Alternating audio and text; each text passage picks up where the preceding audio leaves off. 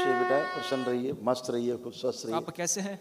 मैं हमेशा आनंद में। स्वामी जी, हमें थोड़ा जिज्ञासा था, आपसे हमें थोड़ा विचार विमर्श करना था आध्यात्मिक मार्ग पर, क्योंकि आप जिस परंपरा से आते हैं हम भी उसी परंपरा से जुड़ चुके हैं लगभग लगभग।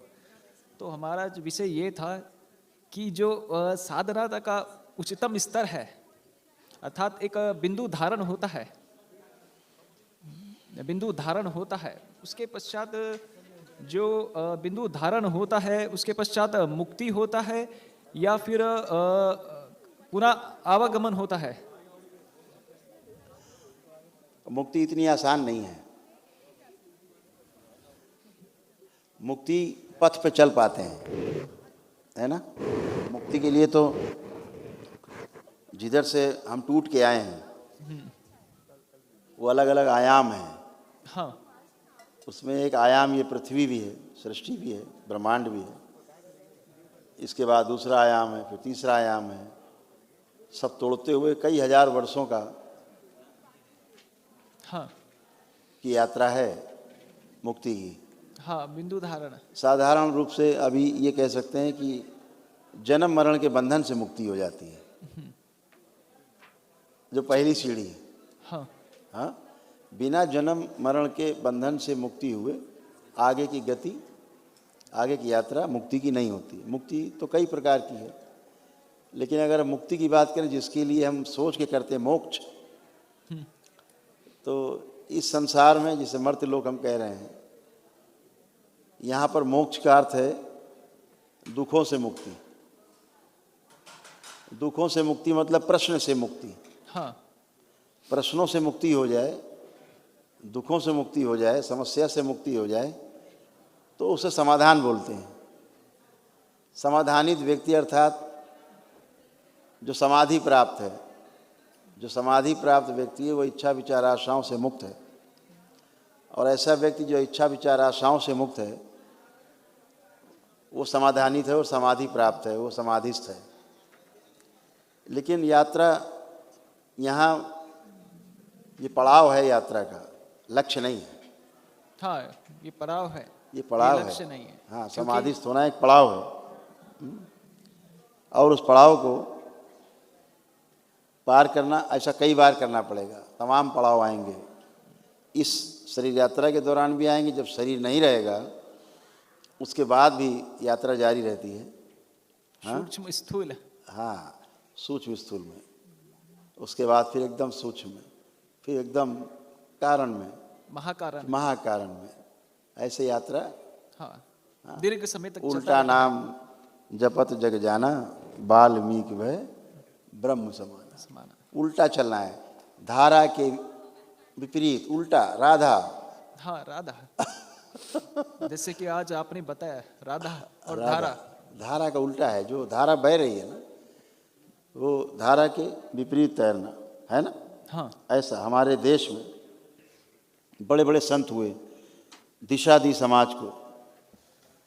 नानक, कबीर, रविदास, बुद्ध, महावीर, महान संत हुए हमारे देश में, जिन्होंने अपने छोटे से कार्यकाल में, समय में, पूरे समाज को झिझोड़ के रख दिया। हाँ। हिला के रख दिया पूरा। है हाँ। जगाने की कोशिश की। हाँ। कहते हैं ना, मानवत्व में 3 ही गुण हैं।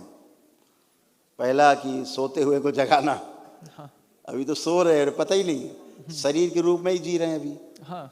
अपने को शरीर मान के जी रहे हैं, यही नहीं पता कि हम शरीर के साथ जीवन भी है। हाँ। तो सोए को जगाना, जो भूला हुआ है, जो बल, जैसे हनुमान जी का बल जगा के बताया जामवंत जी ने, सब लोगों ने, कि भाई तुम तो पराक्रमी हो, तुम तो एक छलांग में लंका जा सकते हो। हाँ। तो भूले को याद कराना, याद दिलाना कि तुम्हारे पास तो मनुष्य शरीर है, और मनुष्य शरीर में तुम्हारे जो जीवन है उसमें क्षमताएं, योग्यताएं और पात्रताएं हैं ही, विकसित करना है केवल। तो भूले हुए को याद दिला देना, जो नहीं समझ पा रहा उसको अपना समझा हुआ समझा देना, यही 3 गुण हैं। तो ऐसे करके आदमी जो समझता है आगे समझाता रहता है, और ऐसे ही धीरे धीरे धीरे धीरे सृष्टि के नियम पालन करता रहता है। हाँ, हाँ। तो सब अच्छा ही होगा। इसी क्रम में हो सकता है आप भी यहाँ आए हो। एक बार जरा आंखें बंद करो तो मैं जरा कुछ करना चाहता हूँ आपके लिए। नहीं स्वामी जी, हमें एक पर्सन था जो हमारा जो पूर्व आश्रम है, अर्थात जो पूर्व गुरु है, हम उनकी शरणागति में रहना चाहते हैं। नहीं नहीं, हम कुछ और कह रहे हैं। अच्छा। वो आप कहीं रहें, हम कुछ करना चाहते हैं। आपकी एक स्मृति है जो आपको पूरी बात को ठीक से सुनने नहीं देती। अच्छा। आपकी एक स्मृति है जो आपको बात को ठीक से पूरी तरह समझने नहीं देती है। हाँ। उसको हटाना चाह रहे हैं ताकि आप समझ सकें ठीक से। आंखें बंद करें। ओम। आंखें बंद, सूक्ष्म रूप से खोल दिए जाए इनकी जगह। जो भी इनकी वो स्मृति जो इनको बात को ठीक से सुनने नहीं देती पूरा, और सुन करके पूरा समझने नहीं देती, वो स्मृति नष्ट कर दीजिए।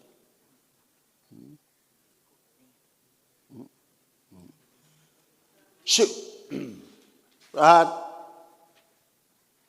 नष्ट कर दिया स्मृति। उस स्थान पे समझने वाली स्मृति आकर शुद्ध कर दिया। 3 बार बोलो बेटा, ओम नमः शिवाय। ओम नमः शिवाय, ओम नमः शिवाय, ओम नमः शिवाय। बढ़िया। अब पूछिए क्या पूछ रहे थे। अब आप पूछ सकते हैं। अब मेरी बात आपके अंदर तक जाएगी पूरा। हाँ स्वामी जी, आप कौन से आयाम तक पहुंचे हैं? हमारा प्रश्न यही है आपसे। अभी तो हमें आयाम का ही नहीं पता किधर है, परंतु आपने अभी उत्तर दिया है आयाम का। हमें उस आयाम के बारे में पूछना है जो पूज्य गुरुदेव पहुंचे हैं और आपको स्मरण कराया है, स्मृति दिया है। अब पहुंचेंगे तब बताएंगे। क्योंकि थोड़ा बहुत अनुभव हमने भी किया है। ठीक बात है। उस बिंदु अनुभव का, तो संपत्ति है अपनी। हाँ, उस स्मृति का बिंदु का। बिल्कुल।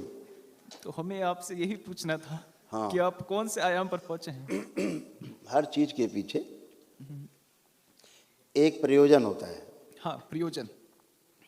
बिना प्रयोजन के इस सृष्टि में तिनका भी नहीं पैदा होता। हाँ। और न मरता है। तो ये जान करके आपको कोई प्रयोजन हल नहीं होगा। परंतु हम प्रेरित होंगे। प्रेरित होंगे हम। अब प्रेरणा इस स्तर पे हो सकती है कि ठीक है, दिख रहा है कि कुछ हो रहा है यहाँ पे। हाँ। बाबा मौजूद हैं। हाँ। पूर्ण गुरु के रूप में, उनका प्रकाश है, उनकी तपस्या का। उसी में हम भी लाइटेंट दिख रहे हैं आपको कि भैया बड़ा प्रकाशित है। हाँ। इसीलिए हम भी प्रकाश में दिख रहे हैं, आप भी प्रकाश में दिख रहे हैं।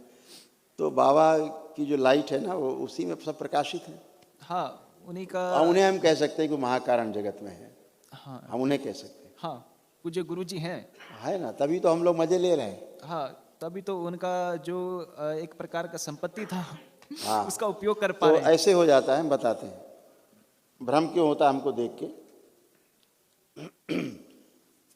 गुरु क्या करता है ना, गुरु चुंबक है। हाँ। बहुत बड़ा चुंबक है, बहुत पावर है। और शिष्य है ना, लोहे की तरह चिपका लेता है छाती से लोहे को। और लोहे को थोड़ी देर बाद अलग करो तो वो दूसरे लोहे को चिपकाने के गुण आ जाते हैं उसमें। हाँ। ये गुरु के प्रभाव से आते हैं। ऐसे ही मान लो कि थोड़े बहुत गुण दिख रहे होंगे हमें भी, उनके हृदय में चिपके रहने के कारण। नहीं, वो तो उनका स्नेह और पूर्ण आशीर्वाद है आप पर। हाँ, सब पर है, क्योंकि उनके अंदर कोई भेदभाव नहीं है। हाँ। सब पर। जैसे परिवार में मुखिया होता है कोई, तो वो अपने घर परिवार में किसी न किसी एक को समझ के रखता है कि हमारी जगह ठीक काम कर पाएगा, अगर हम नहीं होंगे यहाँ पे तो कर पाएगा। तो उसके प्रति कुछ विशेष स्नेह हो जाता है कि काम करना है, इसलिए व्यवस्था के रूप में देखा जाए। स्नेह इस वजह से है कि व्यवस्था ठीक से चल पाए। हाँ। इस रूप में स्नेह है। वो कोई उसके रूप में नहीं है कि पक्षपात है, उस रूप में नहीं है। व्यवस्था बनी रहे, व्यवस्था बढ़ी रहे, बढ़ती रहे, चलती रहे, इस रूप में तो हम लोग कर पा रहे हैं सब मिलके। परंतु जो भी आप कर रहे हैं बहुत अच्छा कर रहे हैं। अच्छा है, क्योंकि ये बात सबके समझ में आने लग जाए धीरे धीरे, तो बड़ा काम कर सकते हैं सब लोग मिलकर। हाँ, मिलकर सब काम कर सकते हैं। संत समाज और आध्यात्मिक मार्ग से जुड़े हुए व्यक्ति। बिल्कुल। थोड़ा दृष्टि का भेद है, बस दृष्टि का भेद संप्रदाय में। या वैष्णव है, शाक्त है, वैष्णव है, शैव है, वो सब एक ही है। लक्ष्य एक है। लक्ष्य एक है। हाँ, मार्ग भिन्न हो सकता है परंतु लक्ष्य हम सबका एक ही है। और हम एक ही स्थान पर मिलते हैं अंतिम में, उस बिंदु में। परंतु बिल्कुल उस चीज को हम समझ पाए, वो हमारी दृष्टि का बोध भेद है बस। हाँ, ठीक बात है। उसमें रूढ़िवादिता ना हो करके एक भाव अगर पक्का हो जाए कि हम सब एक ही लक्ष्य की ओर बढ़ रहे हैं, तो फिर व्यतिक्रम नहीं रहता है, फिर एक दूसरे को सहयोग के भाव से चलते हैं। हाँ, सहयोग, सर्वप्रथम सहयोग होना चाहिए। सहयोग। त्याग के मार्ग पर, क्योंकि संन्यास के मार्ग जितने ऋषि मुनि हुए, जितने साधक हुए, सन्यासी हुए, उन सभी लोग, हाँ, सहयोग होना चाहिए त्याग के मार्ग पर, संन्यास के मार्ग पर, आध्यात्मिक मार्ग पर। बिल्कुल। चलिए, मुलाकात होगी, वार्ता होगी। हाँ, ठीक है। खूब खुश रहिए, स्वागत है आपका दरबार में, खुश रहिए, हरिओम। प्रसन्न रहिए। हरिओम, हरि हरि।